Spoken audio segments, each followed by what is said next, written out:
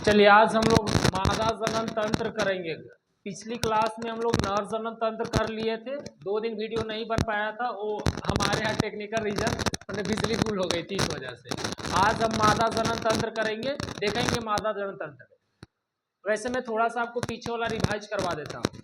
जो शुक्राणु था, उस शुक्राणु को ऊर्जा और तैरने के लिए जो ऊर्जा होता है वो देने का काम कौन कर रहा था? शुक्राशय, ठीक है। और एक प्रोटिस्टा जो था वो कर रहा था। ये दोनों आपका प्रोट्रिटेड कैसे तो करके नाम था एक, और एक आपका शुक्राणु, ये शुक्राणु बोल रहे हैं शुक्राशय। ये दोनों मिल करके और शुक्राणु को ऊर्जा देने का काम किए थे।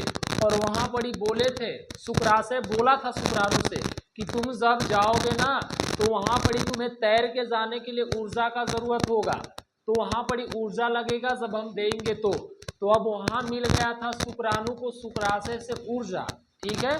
और एक और काम किया था, शुक्राणु को लिक्विड फॉर्म में कन्वर्ट करने का काम भी आपका शुक्राशय ही किया था। तो अब वहीं से हम कहानी को शुरू करेंगे। आज हम मादा जनन तंत्र का देखेंगे। शुरुआत पाठ ही यही है मादा जनन तंत्र का। इसमें लिखल है कि मादा जनन कोशिकाओं अथवा अंड कोशिका, जैसे नर जनन तंत्र में होता है शुक्राणु, वैसे ही मादा जनन तंत्र में आपका होता है अंड कोशिका या फिर मादा जनन कोशिका। दोनों एक ही नाम है, मादा जनन कोशिका या अंड कोशिका, दोनों एक ही है। तो मादा जनन कोशिका या अंड कोशिका का निर्माण अंडाशय में होता है। जो मादा का अंडाशय होता है, अगर हम आपको दिखाना चाहे तो ये देखिए यहाँ अंडाशय होता है, ये वाला। इस अंडाशय में ही अंड कोशिका का निर्माण होता है, एक इधर और एक इधर है। ये दोनों के दोनों अंडाशय में अंड कोशिका का निर्माण होता है, ठीक है। कुछ हार्मोन भी उत्पादित करती है, जैसे पीछे हम देखे थे नर जनन तंत्र में एक हार्मोन उत्सर्जित हो रहा था जिसका नाम था टेस्टोस्टेरोन। इसमें भी एक हार्मोन उत्सर्जित होगा ना, जिसको हम कहेंगे एस्ट्रोजन। यहाँ पर ये एस्ट्रोजन हार्मोन उत्पन्न होगा। उसके बाद देखेंगे लड़की के जन्म के समय ही अंडाशय में हजारों अपरिपक्व अंड होते हैं। जैसे ही माँ लड़की का जन्म देता है लड़की का, तो वहां से जन्म से ही उनके पेट में काफी हजारों हजार की संख्या में अपरिपक्व अंड कोशिका होते हैं। और जैसे ही लड़की यौनारंभ यानी कि युवावस्था की ओर आता है, 12 या 13 साल के होते हैं, तो धीरे धीरे वही हजारों अंड कोशिका धीरे धीरे पकने लगते हैं, ठीक है। अब आगे देखेंगे यौनारंभ में इनमें से कुछ परिपक्व होने लगते हैं। 2 में से एक अंडाशय द्वारा प्रत्येक माह एक अंड परिपक्व होता है। देखिए जब लड़की का जन्म होता है, बच्चा में ही जब जन्म होता है उसी टाइम भगवान के द्वारा बहुत सारे उनके पेट के अंदर हजारों हजार की संख्या में अपरिपक्व अंड कोशिका दे दिया जाता है। और वही अंड कोशिका आगे पर चल करके संतान को जन्म देने में बहुत महत्वपूर्ण भूमिका निभाता। जैसे जैसे लड़कियां बढ़ती जाती है वैसे ही 12 या 13 साल पे आती है, तो वही जो हजारों हजार की संख्या में अंड कोशिका होता है जो कि बच्चे से ही उनके पेट में होता है, वही 12 और 13 साल के जब लड़कियां हो जाती है तो वही हजारों हजार की संख्या वाला अंड कोशिका पूरी तरह से परिपक्व होने लगता है, जनन के लिए तैयार होने लगता है। और जब पूरी तरह से परिपक्व होने लगता है तो ऐसा नहीं है हजारों हजार की संख्या जो है अंड कोशिका वो एक ही बार परिपक्व होगा, ऐसा नहीं होता है। ये महीना में एक अंड कोशिका परिपक्व होता है। जब 12 या 13 साल कोई लड़कियां का एज होता है तो उनके पेट के अंदर जो हजारों हजार की संख्या में अंडाशय था, अंडाशय के द्वारा जो अंड कोशिका था, वो अंड कोशिका एक एक करके हर महीने पकते जाते हैं। जैसे मान लीजिए कि जनवरी माह में एक अंड कोशिका पका, तो अगला अंड कोशिका आपका फरवरी माह में पकेगा, अगला अंड कोशिका आपका मार्च माह में पकेगा। ऐसे करते करते सारे के सारे अंड कोशिका एक महीना के अंतराल पे पकते जाते हैं। और जो अंड कोशिका पक रहा है इसका मतलब ये है कि वो अंड कोशिका न्यू संतान को उत्पन्न करने के लिए बिल्कुल एकदम तैयार हो गया है। अब बस उसको जरूरत है तो नर युग्मक को, जैसे ही नर युग्मक उसे मिलता वो अंड कोशिका उसको अटैच करके और ले जाता कहाँ, गर्भाशय में, और वहां तुरंत उसको नर और जो अंड कोशिका होता है मादा वाला दोनों को मिला करके भ्रूण बना देता। और जैसे ही भ्रूण बनता फिर भ्रूण पूरी तरह से परिपक्व होने में 9 माह का टाइम लेता, और जब भ्रूण पूरी तरह से परिपक्व हो जाता तो न्यू संतान उत्पन्न हो जाता।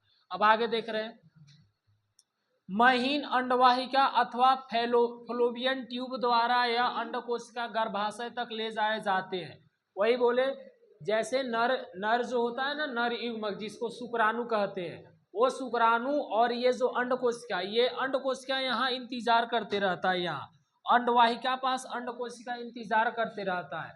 जब उधर से आता है ना नर युग्मक यानी शुक्राणु आता है ना, तो अंडकोशिका उसके साथ लिपट कर या चिपक कर और वो आकर के इसमें गिरता है। इसको कहते हैं क्या भाई, तो फ्लोपियन ट्यूब, इसमें आकर गिर जाता है और इसी में भ्रूण बनाने का काम शुरू करता है।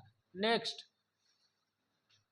दोनों अंडवाहिकाएं संयुक्त होकर एक लचीली थैलीनुमा संरचना का निर्माण करते हैं, ठीक है, जिसे गर्भाशय कहते हैं। गर्भाशय ग्रीवा द्वारा योनि में खुलता है। अच्छा, ये दोनों अंडवाहिका कौन कौन, एक ये जो है अंडवाहिका या फिर फ्लोपियन ट्यूब कहिए, और एक ये अंडकोशिका।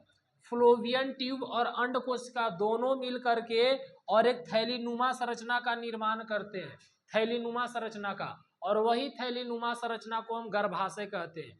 अगर आपको गर्भाशय बनाना है तो उसमें दो चीज की जरूरत होगा, एक तो फ्लोपियन ट्यूब और दूसरा अंडकोशिका।